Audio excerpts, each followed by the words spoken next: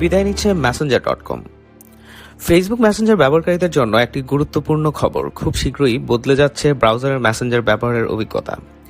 মেটা platform সম্প্রতি ঘোষণা দিয়েছে যে আগামী এপ্রিল 2026 থেকে messenger.com ওয়েবসাইটটি পুরোপুরি বন্ধ হয়ে যাচ্ছে।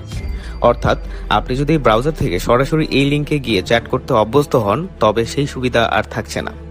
অনেকেই ভাবছেন, তবে কি ব্রাউজারে আর মেসেঞ্জার চালানো যাবে না?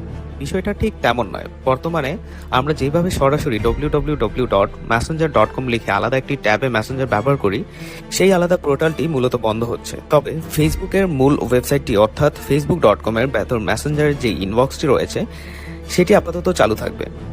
মেটার এই সিদ্ধান্তের মূল উদ্দেশ্য হলো তাদের সেবাগুলোকে আরও বেশি অ্যাপ কেন্দ্রিক ও নিরাপদ করা।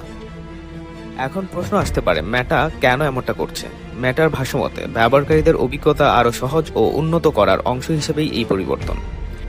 মেটা চায় ব্যবহারকারীরা যেন পিসি বা ল্যাপটপেও মেসেঞ্জারের অফিসিয়াল ডেস্কটপ অ্যাপ ব্যবহার করেন। ভবিষ্যতে মেসেঞ্জারে যেসব উন্নত ফিচার আসবে সেগুলো হয়তো ব্রাউজার ভার্সনে সাপোর্ট করা কঠিন হয়ে পড়েছিল।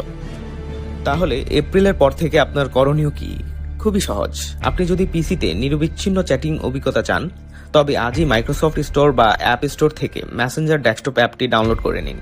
এছাড়া মূল ফেসবুক ওয়েবসাইটে ডান দিকে চ্যাটবার তো থাকছেই।